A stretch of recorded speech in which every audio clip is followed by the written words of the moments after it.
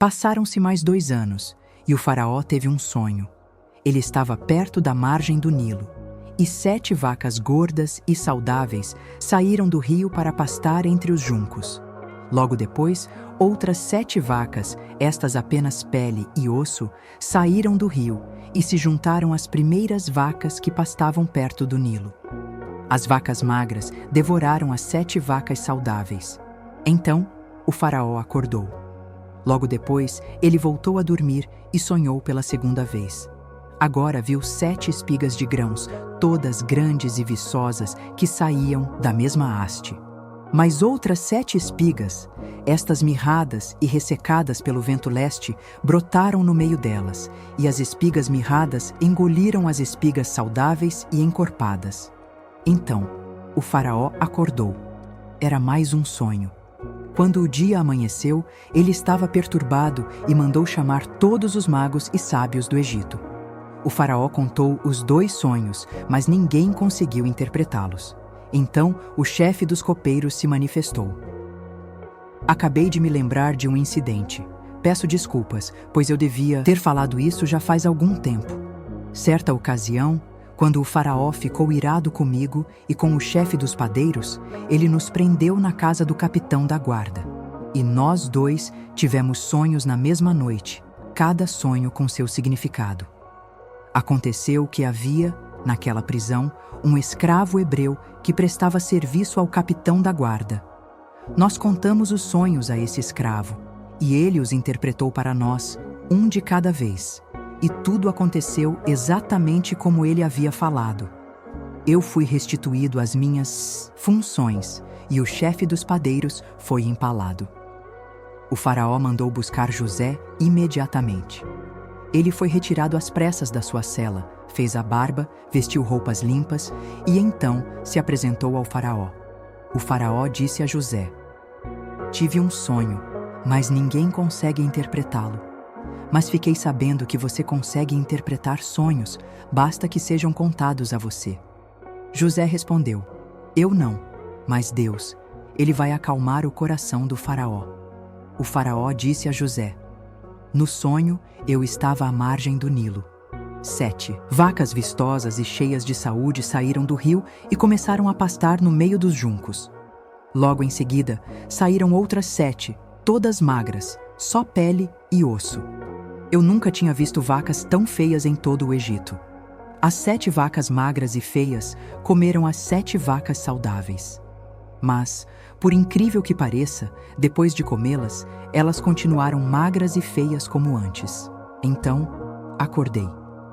No meu segundo sonho, vi 7 espigas viçosas, cheias de grãos, que saíam da mesma haste. Logo depois delas, brotaram outras 7, mirradas e ressecadas pelo vento leste, e as espigas mirradas engoliram as espigas cheias. Contei os 2 sonhos aos magos, mas eles não chegaram a conclusão alguma. José disse ao faraó: "Os 2 sonhos do faraó têm o mesmo significado. Deus está dando um aviso sobre o que ele está para fazer. Tanto as 7 vacas saudáveis quanto as 7 espigas cheias representam 7 anos. O significado é um só. As 7 vacas magras e feias que apareceram depois representam 7 anos, e as 7 espigas de grãos mirradas e ressecadas pelo vento leste representam a mesma coisa: 7 anos de fome. O significado é o que eu já disse. Deus está dizendo ao faraó o que ele está para fazer. Estão para chegar 7 anos de fartura em todo o Egito. Mas logo em seguida virão 7 anos de fome, e não ficará no Egito nem sinal dessa fartura. O país será arrasado pela fome, e não restará nada da fartura anterior. A fome será devastadora." O faraó teve o mesmo sonho 2 vezes para ressaltar que Deus não vai demorar a agir. Por isso, o faraó precisa escolher a um homem experiente e sábio para administrar o país e também designar outros encarregados por todo o Egito, para que organizem tudo durante os anos de fartura. Eles deverão reunir todo o alimento produzido nos anos bons que estão por vir e, sob a autoridade do faraó, estocar os grãos em cidades armazém. Esses grãos serão preservados para os 7 anos de fome que estão por vir sobre o Egito. É a única forma de o país não ser arrasado pela fome. O faraó e seus oficiais acharam a ideia excelente. Dirigindo-se a seus oficiais, o faraó perguntou: por acaso não é ele o homem de que precisamos? Encontraremos outra pessoa igual a ele, em quem esteja o Espírito de Deus? Em seguida, dirigindo-se a José, declarou: você é a pessoa de quem estamos precisando. Parece que Deus entregou a você o plano detalhado, e ninguém tem a experiência e a sabedoria que você demonstra. De hoje em diante, você será responsável pelos meus negócios. Todo o meu povo seguirá suas ordens. Apenas eu, na condição de rei, estarei acima de você. E foi assim que José recebeu esta incumbência. Estou pondo sob seus cuidados toda a terra do Egito. Em seguida, o faraó tirou seu anel de autoridade e o pôs no dedo de José. Também ordenou que ele fosse vestido com roupas do melhor linho e pôs em seu pescoço um colar de ouro. A segunda carruagem na hierarquia de comando ficou à sua disposição, e quando ele passava, o povo gritava: viva! Desse modo, toda a terra do Egito foi posta sob o comando de José. O faraó disse ainda a José: sou o faraó, mas no Egito nada acontecerá sem seu selo de aprovação. Ele deu a José um nome egípcio, Zafenate-Paneia, Deus fala e ele vive. Deu a ele também uma esposa egípcia, Azenate, filha de Potífera, sacerdote de On, Heliópolis.